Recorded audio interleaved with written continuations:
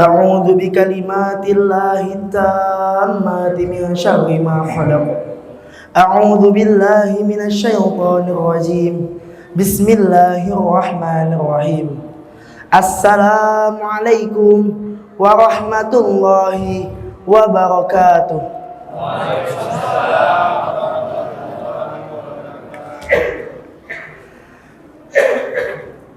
Alhamdulillahi rabbil alamin.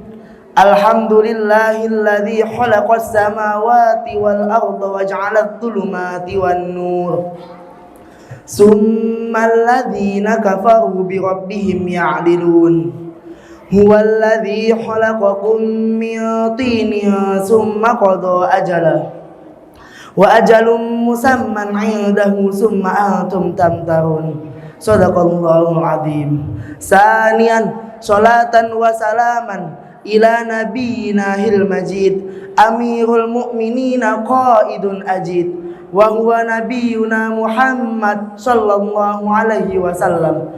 Allahumma shalli ala sayyidina Muhammad wa ala ali sayyidina Muhammad alladzi qad ghayyara halatal bashariyah minal marji' ila sa'id wa jahada fillah min qiyamil islam min ghairi wa'id.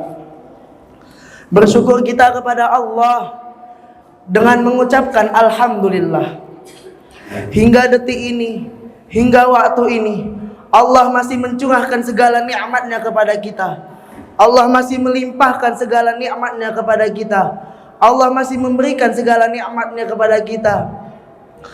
Dari segala banyak nikmat, salah satunya adalah nikmat yang tampak atau sering kita bilang nikmat rohani, yakni nikmat kesehatan. Tanpa nikmat kesehatan, tidak mungkin kita bisa melangkahkan kaki kita menuju masjid yang mulia ini. Atau nikmat yang tidak tampak atau bisa disebut dengan nikmat rohani. Kembali nikmat jasmani yang tadi, nikmat rohani yang sekarang. Nikmat rohani yakni nikmat iman. Tanpa iman, tidak mungkin hati kita tergerakkan untuk menuju masjid yang mulia ini. Di luar sana banyak sekali orang-orang yang tidak mendapatkan nikmat kesehatan dari Allah Subhanahu wa taala. Mereka menginginkan yang namanya menikmati yang namanya Ramadan yang mulia ini. Mereka menginginkan tadarus bersama di masjid. Mereka menginginkan sholat tarawih bersama di masjid. Namun Allah belum memberikannya kepada mereka. Oleh karena itu, kita yang telah diberikan nikmat kesehatan oleh Allah, manfaatkanlah nikmat kesehatan itu. Gunakanlah nikmat itu dengan sebaik-baik mungkin. Allah berfirman dalam surat Al-Luqman, "Walau annama fil ardi min syajaratin aqlamu wal bahru yamuddu min ba'di sab'atu abhurin ma nafidas kalimatullah."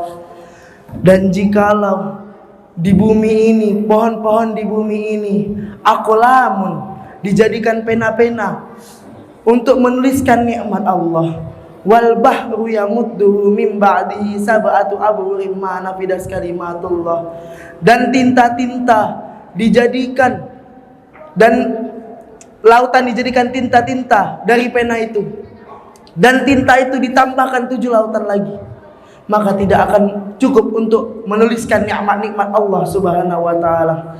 Maka dari itu turun perintah Allah dalam surat Ibrahim yang berbunyi, la in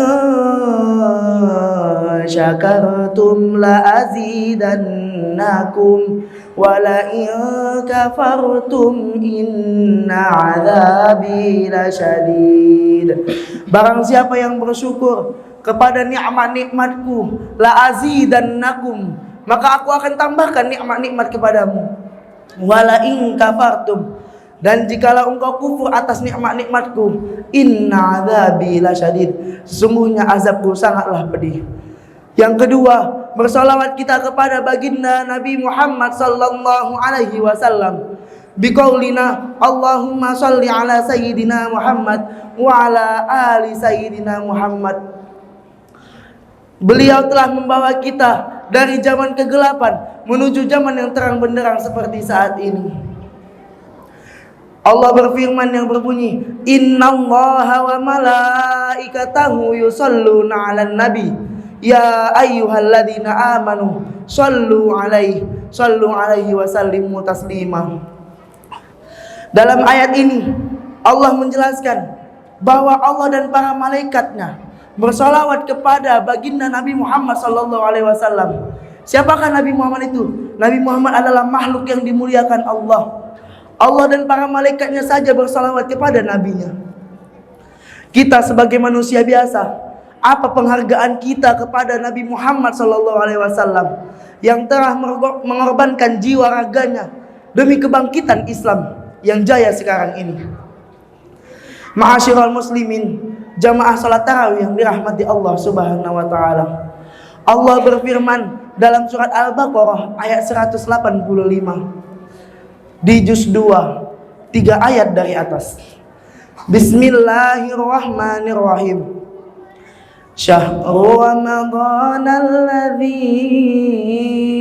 unzila fihil Qur'an hudal linnasi wa bayyinatin minal huda wal furqan. Bulan Ramadan yang di dalamnya diturunkan Al-Quran. Untuk apa Al-Quran diturunkan? Hudal linnas, petunjuk bagi para manusia. Wa bayyinatin minal huda wal furqan, dan pembeda mana yang hak dan mana yang batil, mana yang benar dan mana yang salah. Kita sebagai umat muslim wajib percaya dengan apa itu Al-Quran. Al-Quran adalah sebuah kalam Allah, sebuah firman Allah yang diturunkan kepada Nabi Muhammad sallallahu alaihi wasallam melalui perantara malaikat Jibril. Al-Quran diturunkan dari Lauhul Mahfuz menuju Baitul Izzah. Dari Baitul Izzah kemudian disampaikan kepada baginda Nabi Muhammad sallallahu alaihi wasallam. Al-Quran diturunkan selama 22 tahun, 2 bulan, 22 hari. Al-Quran merupakan mukjizat terbesar yang diberikan kepada baginda Nabi Muhammad sallallahu alaihi wasallam. Di dalam Al-Quran tidak ada keraguan sedikit pun. Allah berfirman dalam surat Al-Baqarah ayat 23, wa in kuntum fi raibim mimma nazzalna ala abdina fa'tu bi suratin min mislihi wad'u syuhada'akum min dunillah ya kuntum shadiqin. Dan jika engkau ragu terhadap apa yang telah kami turunkan kepada hamba-Mu Muhammad, maka buatlah satu surat yang semisalnya dan ajaklah penolong-penolongmu. Maka jika engkau termasuk orang yang benar, dalam ayat ini, dalam makna ayat ini tersirat bahwa Al-Quran merupakan sebuah rahmat, sebuah anugerah terbesar yang Allah turunkan kepada Nabi Muhammad, yang di dalamnya berisi janji-janji Allah, yang di dalamnya berisi larangan-larangan Allah, yang di dalamnya berisi perintah-perintah Allah. Dan Al-Quran pun menceritakan tentang umat-umat terdahulu, yang cerita itu dapat kita ambil hikmahnya untuk kita amalkan dalam kehidupan kita. Oleh karena itu, jika sekian banyak orang berkumpul, orang-orang yang benci Al-Quran berkumpul untuk mengganti Al-Quran, untuk mengubah satu ayat di Al-Quran, maka tidak akan bisa, karena Al-Quran akan Allah jaga sampai hari kiamat nanti. Jamaah yang dirahmati Allah Subhanahu wa taala, dalam hadis riwayat Tirmizi yang berbunyi, la anta'udwa fata'allama ayatan khairum min ibadati sana. Seandainya engkau keluar melangkahkan kakimu untuk mempelajari satu ayat yang ada di Al-Quran, maka pahalanya lebih besar daripada engkau 1 tahun beribadah. Bayangkan, kita keluar rumah untuk mempelajari satu ayat saja yang ada di Al-Quran, pahalanya lebih besar daripada satu 1 tahun beribadah. Apalagi kita mempelajari seluruh apa isi Al-Quran, berapa pahala yang kita dapatkan. Setiap amalan yang kita lakukan dibutuhkan yang namanya sebuah ilmu. Di Al-Quran menerangkan sekian banyak ilmu yang dapat kita amalkan dalam kehidupan kita. Syekh Ibnu Ruslan pernah berkata, wa kullu man bi ghairi ilmin a'maluhu mardudatul la tuqbal. Barang siapa yang melakukan suatu amal, barang siapa yang melakukan suatu kegiatan tanpa didasari dengan ilmu, maka amal itu sangatlah sia-sia dan tidak berguna. Jamaah yang dirahmati Allah Subhanahu wa taala, golongan-golongan Al-Quran atau klasifikasi Al-Quran menurut hadis terbagi menjadi 3, yakni zalimul linafsih, orang yang menganiaya diri sendiri. Maksud dari orang yang menganiaya diri sendiri adalah dia membaca Al-Quran, tetapi dia hanya membaca sampai tenggorokan, tidak diamalkan, tidak dihayati, dan tidak dilakukan dalam kegiatan sehari-hari. Orang itu telah menzalimi dirinya sendiri. Karena Al-Quran diturunkan fungsinya untuk sebagai hidayah bagi manusia. Dia hanya sekedar membaca tetapi tidak mendapatkan hidayah dari Allah Subhanahu wa taala. Yang kedua adalah muqtasid, golongan pertengahan. Golongan ini dia telah mengamalkan sebagian isi Al-Quran dan meninggalkan sebagian isi Al-Quran juga. Golongan ini bisa dikatakan 1 langkah lagi menuju kebenaran, atau 1 langkah lagi menuju surga, dan juga bisa dikatakan 1 langkah lagi menuju neraka. Yang ketiga adalah golongan sabiqul bil khairat, adalah golongan yang sangat beruntung, golongan yang berada di naungan Allah. Karena apa? Golongan ini membaca Al-Quran bukan sekedar membaca. Golongan ini mentadaburi Al-Quran, mengamalkan Al-Quran, bukan hanya sekedar itu. Golongan ini pun memberitahukan Al-Quran atau mengajarkan Al-Quran kepada orang lain. Dalam sebuah hadis yang berbunyi, khairukum man ta'allamal Qur'ana wa 'allamah. Sebaik-baiknya orang adalah man ta'allama, yang mempelajari Al-Quran dan mengajarkannya. Orang yang mempelajari Al-Quran mendapatkan pahala yang sangat banyak, seperti hadis yang saya bacakan tadi. 1 ayat dalam Al-Quran kita mendapatkan pahala, yakni 1000 seperti 1 tahun beribadah. Bayangkan jika kita telah mengamalkan Al-Quran, jika kita mempelajari Al-Quran dan mengajarkannya, berapa banyak pahala yang kita dapatkan dalam kehidupan kita. Sungguh istimewa sekali Al-Quran yang telah diturunkan kepada kita ini. Bedanya Al-Quran dengan kitab-kitab lain adalah Al-Quran itu yang pertama muta'abbadu bitilawati, bernilai ibadah jika kita membacanya.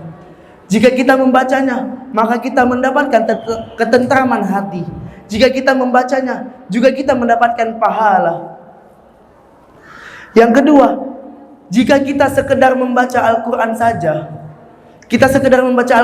nih, kita telah mendapatkan 10 pahala. Seperti hadis yang berbunyi, man qara'a harfan min kitabillah falahu bihi hasanah bi asyri amsalihah, la aqulu alif lam mim harfun walakin alif harfun, lam harfun, wa mimun harfun. Barang siapa yang membaca 1 huruf dari kitab Allah Subhanahu wa taala, maka baginya 1 kebaikan, dan setiap kebaikan digandakan 10 kali. Aku tidak mengatakan alif 1 huruf, lam, aku tidak mengatakan alif lam mim 1 huruf, melainkan alif 1 huruf, lam 1 huruf, dan mim 1 huruf. Oleh karena itu, sebelum saya akhiri kultum pada kali ini, saya akan mengingatkan kepada para jamaah, dan saya mengingatkan diri saya sendiri juga. Jika kita membaca Al-Quran, jangan sekedar hanya dibaca, kita amalkan, kita tadaburi. Karena Al-Quran itu telah Allah berikan kemudahan. Walaqad yassarnal Qur'ana lizikri fahal min mudzakir. Dan kami telah memudahkan Al-Quran, maka Apakah di antara kalian ada yang ingin mengambil pelajarannya? Al-Quran telah Allah berikan kemudahan kepada kita. Oleh karena itu, jika kita membaca Al-Quran, tadaburilah. Setelah ditadaburi, amalkanlah. Dan setelah kita amalkan, maka ajarkanlah kepada orang yang belum paham kepada Al-Quran. Wal asr, innal insana lafi khusr illal ladzina amanu wa amilus solihati wa tawasaw bil haqq wa tawasaw bil haqqi wa tawasaw bis sabr. Mungkin hanya ini yang bisa saya sampaikan. Jika ada salah kata mohon dimaafkan, karena sejatinya manusia adalah tempatnya salah dan tempatnya al-insanu makanul khata aw nisyan. Manusia adalah tempatnya salah dan tempatnya lupa. Yumkin hadza faqat minni. Wassalamualaikum warahmatullahi wabarakatuh.